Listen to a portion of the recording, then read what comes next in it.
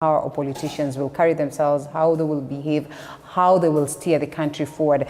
And therefore, we can't run away from making sure that we have these conversations that will help us have healthy family. So we talk family, and that is the family well-being in general. Joining us for this conversation is a lady and a gentleman, and so these are two people that will help us understand some more on what really needs to be done for us to have, good families. Right next to me is quite a young lady. One would want to ask whether she would speak much about family, but we also acknowledge the fact that family is comprised of very many people, the old, the young, the little ones, the toddlers. They all make a family and they all have a view. Most of the times you find that, in the traditional setup, the young ones are not allowed to say something about family. But today, as we, progress, we have meetings with our very own young ones, and we sit them down and we say, this is the matter that needs to be discussed about family. What do you think?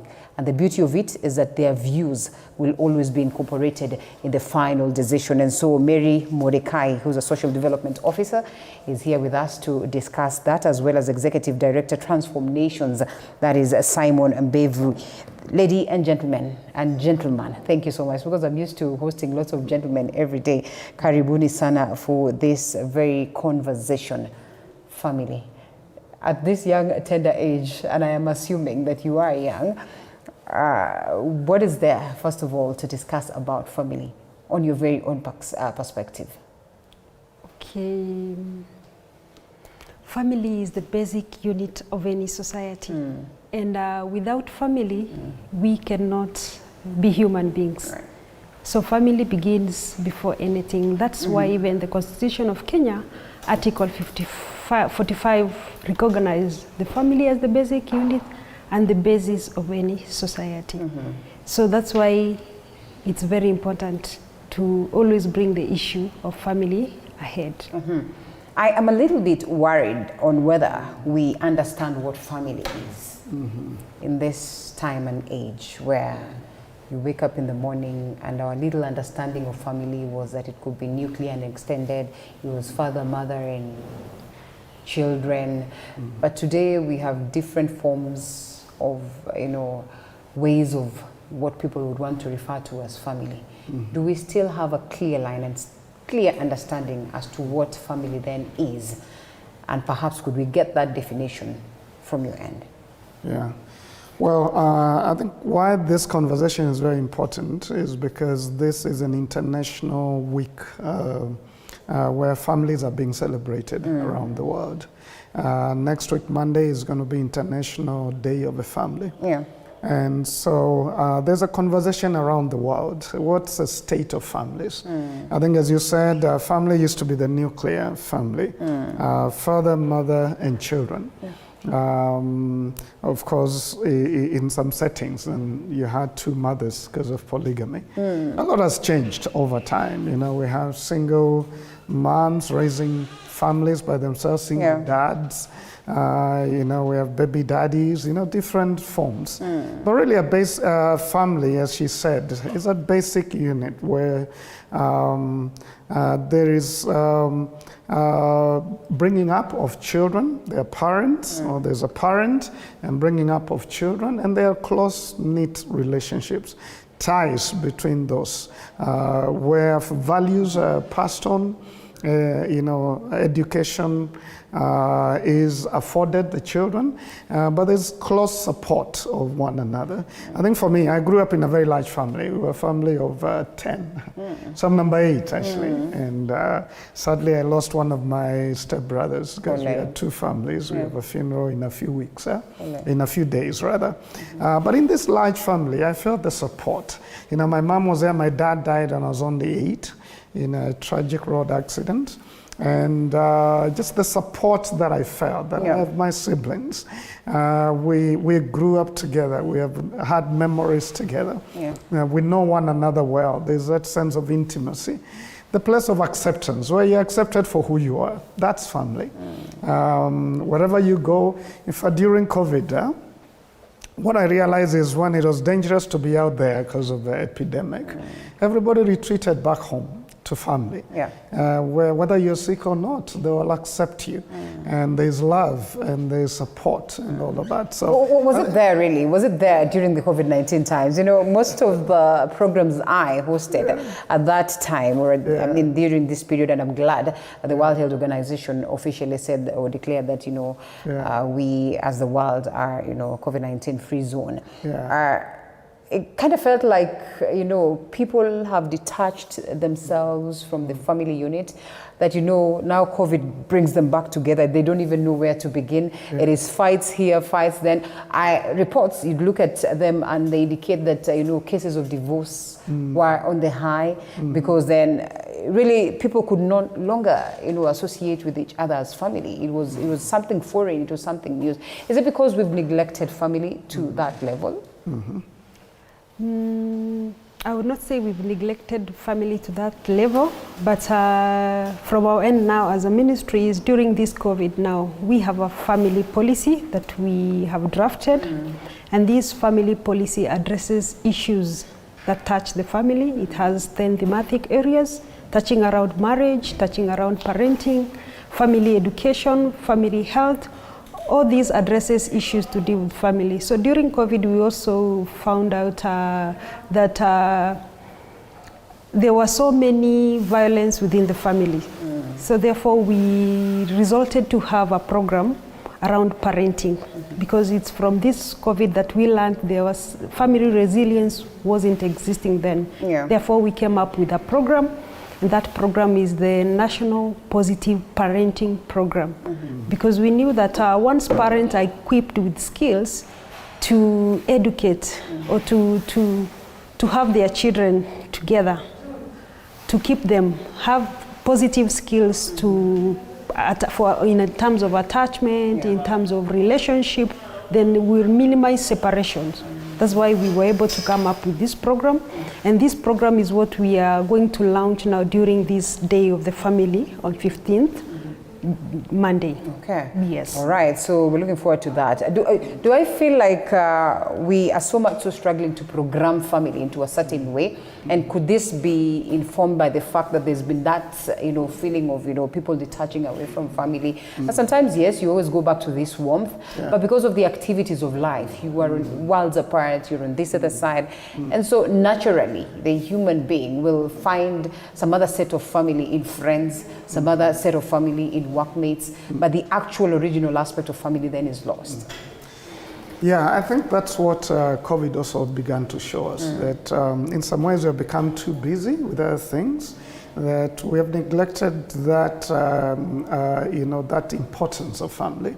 And that's why I think some of those things came up, the violence, the feeling like, I don't even know you. I mean, there's some families broke because, you know, the couple came together after not being able to spend a lot of time together and realized the ties that held us together are no longer here. So in a sense, I think this is a call to all of us to realize, you know, east, west, I may have friends, I may have workmates, people who support me in some certain ways, but there's nothing that can replace the family. In fact, you know, like I'm celebrating my mother. My mother is 87 years old. And this Sunday is also Mother's Day. And I just want to celebrate her. In fact, I've written a little book about her, the lessons I learned from my mother. I mean, it doesn't matter how many other people and friends I have. Mom is mom. My brothers, my sisters, the memories we made together. So what I love about the ministry is that, and we've been working together as other organizations to put together some programs that will help equip, support, encourage the family unit.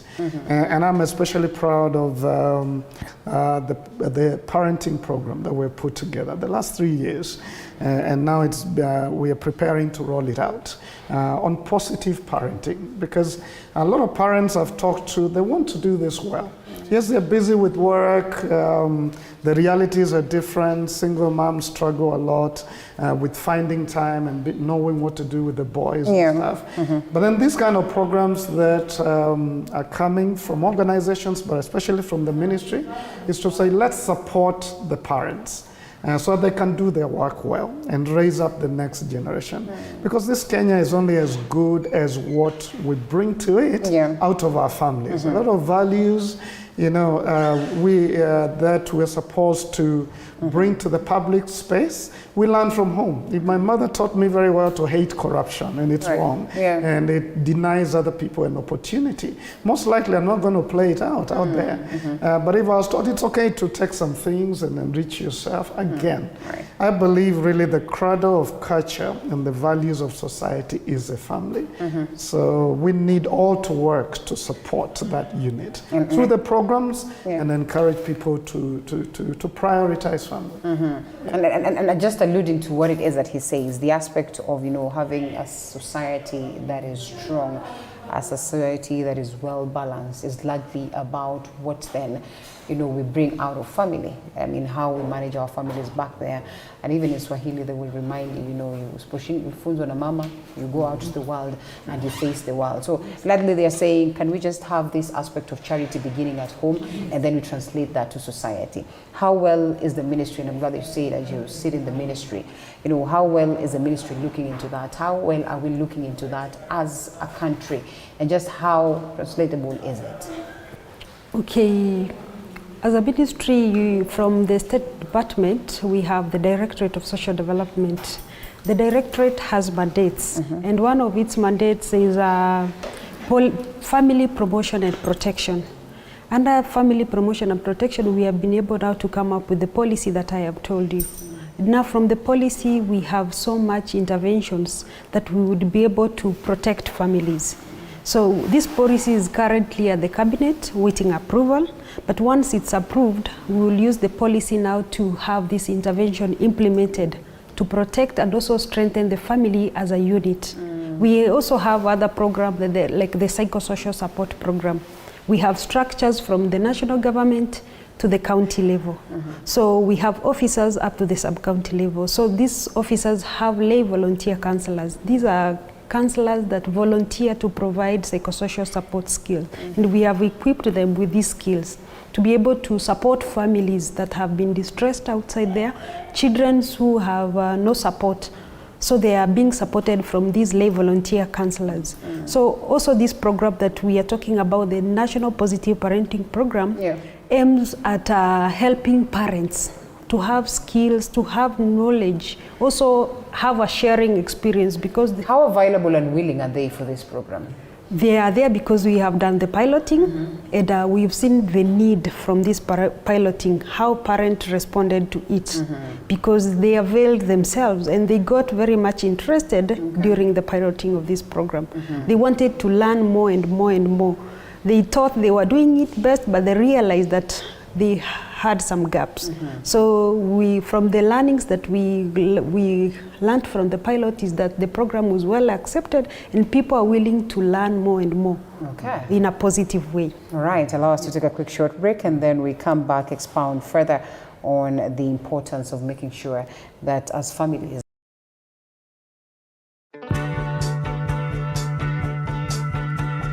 wakati mwingine kama weekend mimi najiachilia. Hata ukumbuki history. Nikifika watu wangu watu wakinipokea na kupokeleka.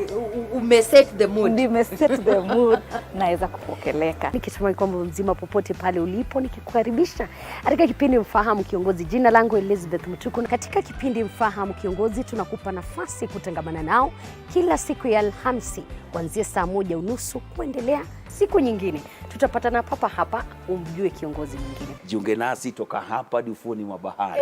Meli yetu itakapotua nanga kwa uhondo ribo ya riwaya hii Mwisho wa Kosa. Monica.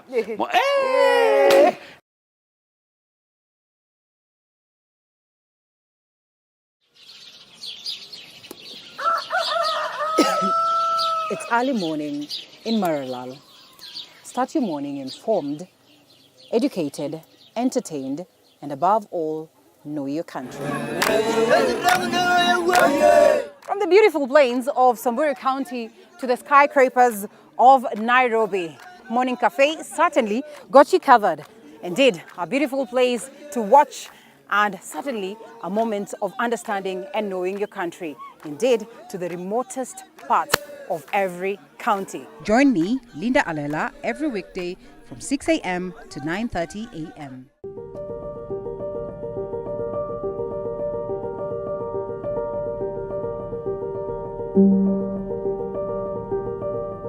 The diversity of Kenya's wildlife has garnered international fame. This is pellets that we give to the tourists, the giraffes. We ration because we don't want the giraffes to eat too much of this. We want them to have more of the natural browse. We may not always get the opportunity to go out to see the wildlife, but you'll never miss the opportunity to see it from the comfort of your couch. This is home to animals that have been found out there either injured, abandoned, or confiscated from people who are holding them illegally. Only on TV47 Wildlife, every Sunday at 7:30 p.m.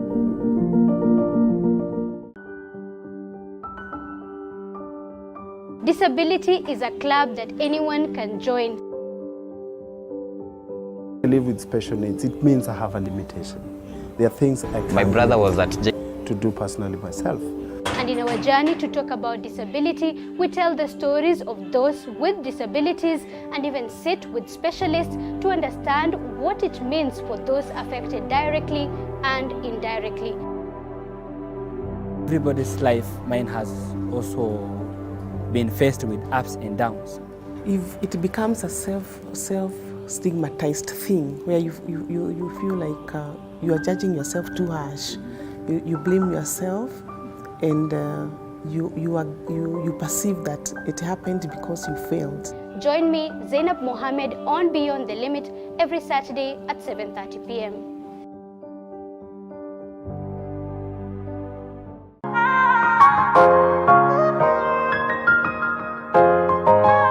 An entrepreneur is defined as someone who has the ability and desire to establish, administer, and succeed in a startup venture along with the risks entitled to it to make profits. I'm a professional financier with a professional paper in banking. However, for fashion, it's something I've always loved ever since I was small. Started as a baby business. It was all about, you have your machines, the haircuts, wear the heads, bring the scalps. We wanted something that would remind us about prayer every now and then. So the moment you mention Talit, we always think about prayer because Talit Cakes is founded on prayer. Get to learn more about these entrepreneurs and what makes them stand out in their field every Monday at 6:30 p.m. only on The Grind.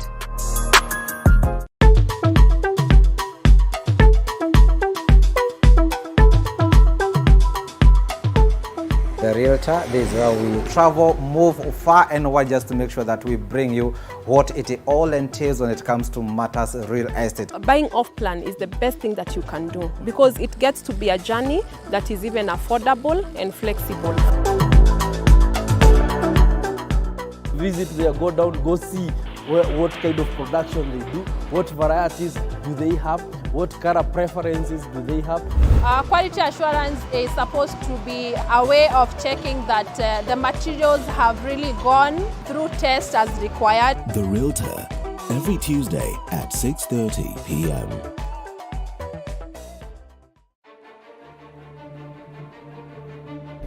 Things like cocaine can cause extremely high pressures and it can cause damage to the kidneys. Main reason why people get constipated is food. If you lie down flat and you notice you're having some difficulty breathing, yes, that could also be a sign of heart disease. When the car breaks down, it is taken to the mechanic. But when the human body breaks down, where is it taken?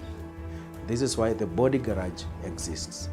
Join us every Thursday, 8 p.m. as we bring you health expert advice. And I'll be your host, Dr. Chepsi.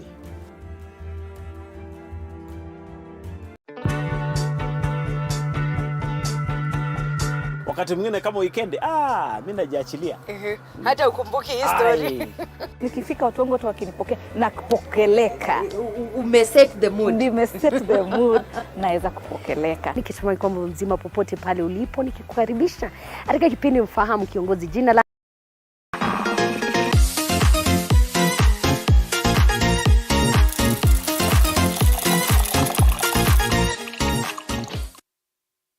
And welcome back to the broadcast. In studio with me, Simon Bavey, Executive Director, Transform Nations, as well as seated next to me, Social Development Officer, that is Mary Mordecai, as we discuss family well-being.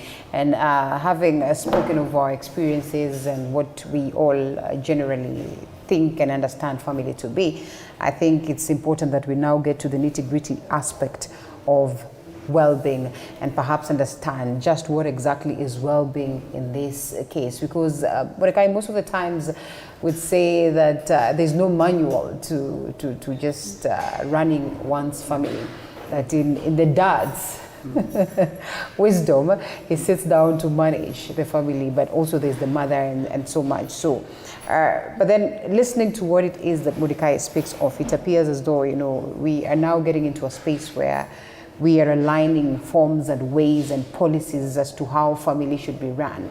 Do you suppose this then works positive, or how do we create a balance such that even as we have programs to, you know, enlighten people, to enlighten parents on how to run their families and run them better for that matter, we do not fail to appreciate the uniqueness of every single family and what it is that they believe in, their values, even, you know, those ones that are based on their cultures, based on their tribes, and so much. So because when we're talking about well-being, then in this case I'd imagine it's relative, because just exactly what is well-being, especially when we are referring to family. Yeah, there's what is relative, subjective, but there's what is objective. Like one of the things, of course, I'm happy about the ministry and all of us in any culture. Yeah. We don't want to see violence in homes. Nobody wants to see parents meting out violence to the children. They need to correct them, but not violence. So the programs come to say these are good principles. I will make sure as a family in your uniqueness, you're happy.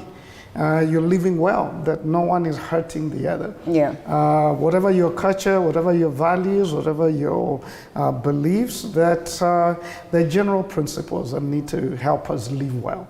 Of course, helping parents also be able to help their children deal with drugs, early pregnancy. So these programs are to support the parents to know how to do whatever they do in the right way, like the National Positive Parenting Program. We try to help the parents to get the skills and the information, to understand when teenagers are going through this, they're likely to do this and the other, but this is how you can help them to grow well and not get into drugs or early pregnancy or this and the other. So the programs are not to restrict uniqueness or ways that families play out their family time. It's actually to equip the parents. I'm surprised because in our organization we even have paid parenting programs, and parenting are paying a lot. Parents are paying a lot to say, I want to learn that. You know, I'm going through something. I want a good family. I don't want my kids, you know, leaving home in reaction to the way I'm parenting. So parents out there are crying for help. They're saying this is not easy. This is not the way our parents parented us. Things are different. The phone and technology, these things have come in. We need help. We need to be guided in the way that we can do this. So that's what the policy is about. All right. And in this case, then people would love to understand, even as perhaps you'll tell us how the parents could join in the program, and you know whether it's open to basically everybody. One then would want to understand what are some of the factors that contribute to family wellness. What exactly then would the family well-being or wellness be? Okay, just to first of all answer your question on how anyone, this is a national parenting program, and the program is a multi-sectorial, it's using the multi-sectorial approach, whereby we have organizations already implementing this program in Kenya, it's an evidence-based parenting program. So those once we have this program launched, we will have now a multi-sectorial approach. We have organization and the government implementing the program. And the program is open to every Kenyan parent wishing to just learn and enhance their skills in terms of parenting. So when you talk of family well-being, when you look at how we have designed our program, like the parenting program, we have a session that captures relationship. How then do we relate in a family? In terms of like me and my husband or with my children, family relationship, how do we relate? How do we communicate? What attachment do we have with our kids? How do we attach? Secure attachment. Like keeping our children safe, like my colleague here has alluded to. We are in a world where there is new technology. There is a use of phone. There are so many risks that children, once they in that technology world, they come across. Then how then do we handle this? That program has been designed to cover all this. Okay. Yes. All right, that's great. And you speak of the aspect of, that intentional and deliberate approach to this. Just how flexible and open are we, and of what importance would it be for us, even as individuals, to acknowledge that aspect of creating time to be with family, creating time to understand family, creating time to share these memories that we say we once had. And remember, in a world that is moving very fast. Very fast. I think that those are the challenges we need now to challenge each other. When this pilot was done in Kilifi and Garissa, and the parents were invited, here is a program, we'd like to do it, and they signed up. They said, we want to sit down and discuss. Fathers, mothers, we want to sit down in a group and discuss what's the state of our family, what are we doing wrong, why are our children getting into early pregnancies, why are our children going into drugs. So I think the conversation is very important. To challenge one another. We did a study recently at Transform Nations that showed an average father in Nairobi spends only about 9 minutes with their children a day. 9 minutes. How much would you do in 9 minutes? An average mother about 32 minutes. Again, we need to challenge each other and say we need to create time. Yes, we're busy out there, but the children we love so much, one day they will not care much what toys we bought them if we never spend time with them. And one day they'll remember mom was always away and I did not get to learn what I needed to learn. And yet we value them. We want to connect with them even long after they are out of our homes. For us to realize this is crucial, we need to create time and then challenge each other. We also learn from one another. How can you create time? I think there are parents who have asked questions, so if I'm home 3 hours with the children, what do we do together? And now this is where then we help each other and say, these are some of the things you can have conversations around, some of the talks you can have. Part of the program is going to be training parents, how do you do sexual education, sexuality education? How do you talk with your son? I mean, our fathers could not talk some of those things with us. We went to the cool auntie or uncle, those are the ones who talk to us. But then those are not available anymore because of modernity. We don't have extended families, so now it's a parent who is on the seat who has to have those conversations with the children. So I think it's a national conversation. Where have we gone wrong? What can we correct? How can we reset? How do we make sure that we're not just waiting until stats in the media show us how many teenagers are getting babies, and then we are all alarmed and we start blaming each other. Let's begin right where it matters most, which is home. Do we sometimes overlook the essence of well-being? And I mean, that's perhaps the reason why I asked Mordecai just exactly what is this aspect that we speak of when we are talking about a well-being? Because one then would want to assume, because we've all studied and we are professors and doctors, that is now the well-being, that is now the pride of that family. But then we miss out on the crucial matters. What are some of these crucial things that, would get you sitting down and saying that now this family is functioning well, this family is healthy? And I'm saying this acknowledging that it is work in progress. Okay, so psychological and physical well-being of any family, like how do you relate in the family? You as your children, how do you communicate in terms of communication? Are you able to understand one another in terms of communication? So, and another thing is through attachment, like how do you attach with your kids? There are those children who cannot relate even with their parents because there's no any formal attachment between you and your kid. So we are looking at how then do we teach mothers to attach with their kids from young until when they are grown up. So because once you attach with your kid, is able to share with you any form of information. Yes. So you look at studies that have been done, you say most of the kids face is it bullying within the social media? And those people who bully them within cyberbullying within the social media, they are people who they understand, people who know them better.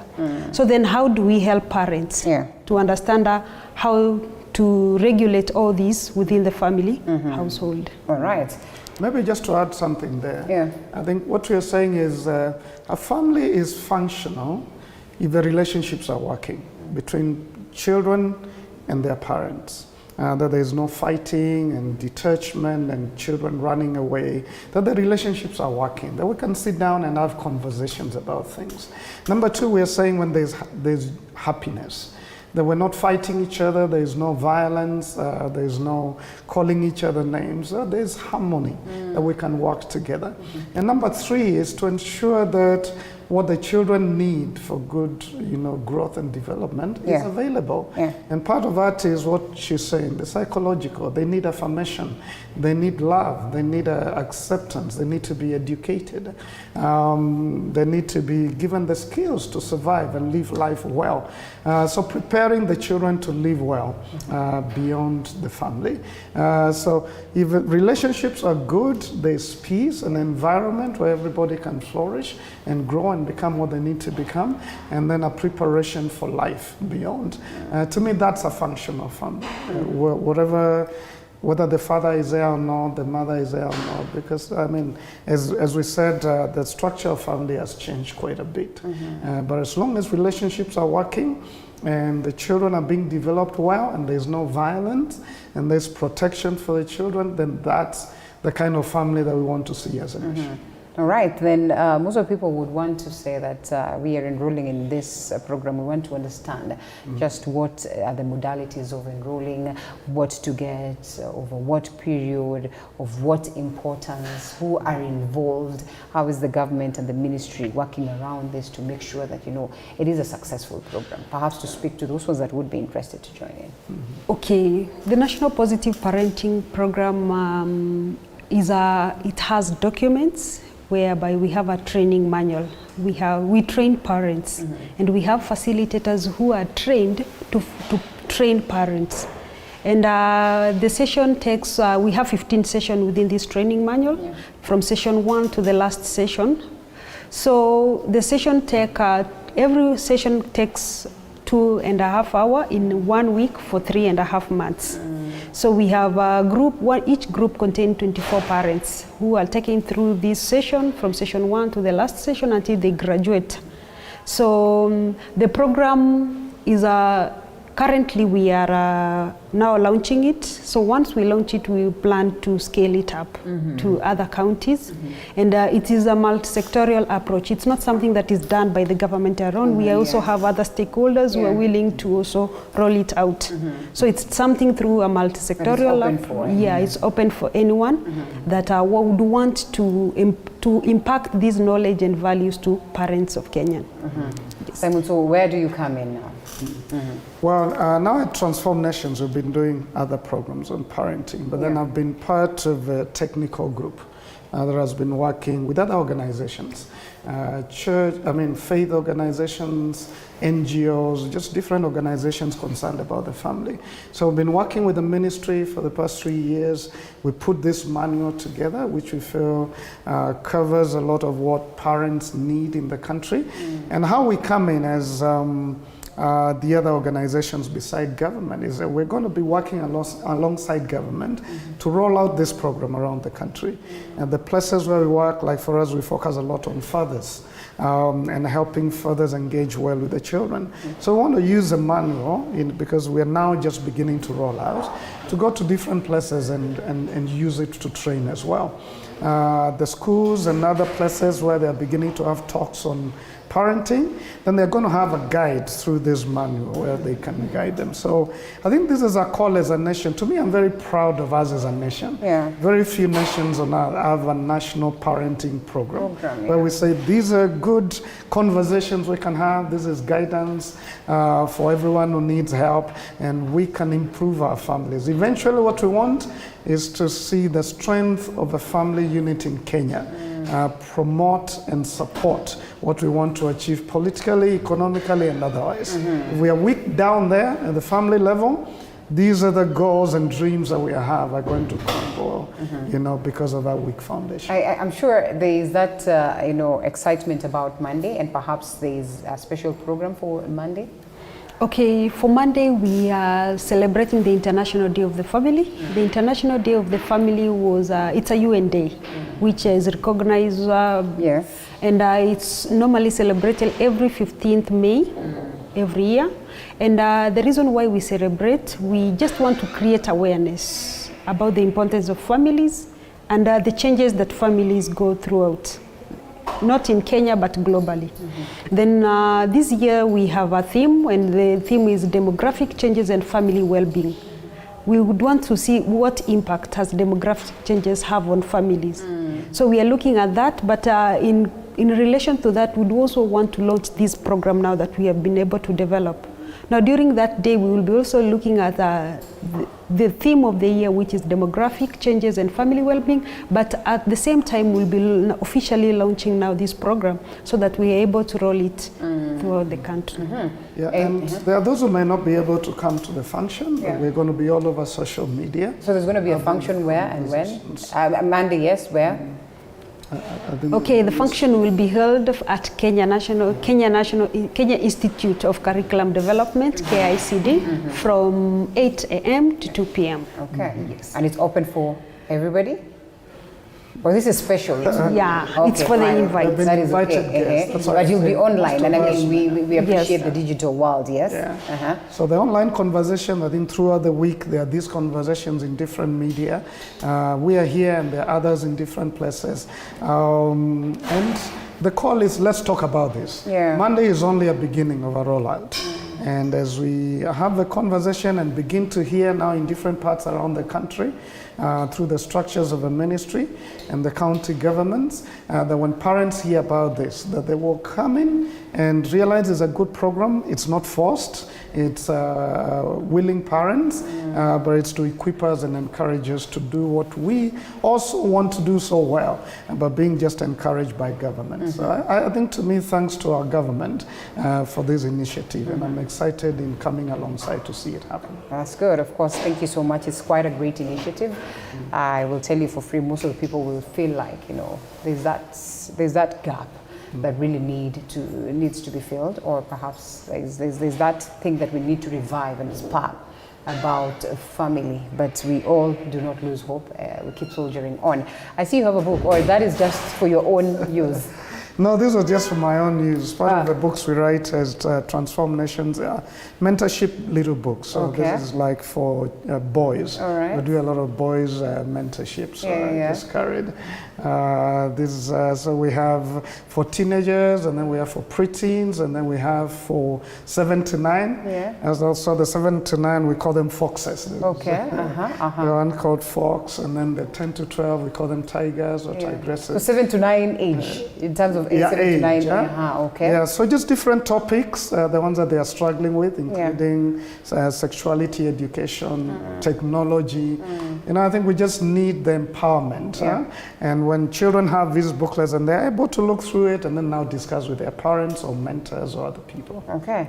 You won't want people to get a hold of these books because they will be important anyway. No, I mean, they are available at Transform Nations, our social media.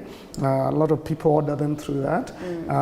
Just Transform Nations. Twitter, we are on Facebook, our Transform Nations website. So these booklets are available to help parents mentor their children. All right. And especially the boys, Yes, we're not about to give up on this. And they say there's been a lot of neglect on the boy child. We hope that we can, you know, revive that vibrance. Actually, there's a lot of cry, people saying, what do we do with a boy child? Yeah. And I think it's time now we put feet to the words. Yeah. Instead of just crying, there's a problem with the boys, let's do something. In fact, I have an elaborate dream. I dream in the next 7 years, we will mentor 1 million boys through these booklets around the country. And at least now we can be able to say our daughters will get better men because of that, because the boys are prepared to have positive masculinity, the kind of masculinity that any woman would celebrate. That's what we want to see. And then in the end game then would be, of course, a setup of a good family. Yes, and it's all about family well-being. Thank you so much for speaking to us, Mary Mordecai. That is the Social Development Officer, as well as the Executive Director, Transform Nation, Simon Bevy. Unless you have parting shots? Okay, for me, I would just want to highlight what we do as the Directorate. The Directorate has a mandate, and one of its mandate is policy and program for older persons. We have policy and program for persons with disabilities. We have family promotion and protection. We have community mobilization and registration of self-help group. These are all what we do as the Directorate of Social Development. And we also advocate for the needs of rights and needs of older persons on disability. So these are all programs that we do as the Directorate, and it's good when people know what we do as the Directorate. All right, and a specific place where they could go and understand so much of what you do. As a Directorate, we have structures from the national to the sub-county level. We have offices in all the 290 sub-county, and we have also the county, in all the 47 counties we have offices, and at the national level. So we are everywhere. So if you need any service, it's available in any sub-county. And in this world of social media, I mean, you can always get information out there and definitely get to benefit from some of these programs that are set on board by the government and also other private entities. Once again, thank you so much for the great insights. We close it at this very point.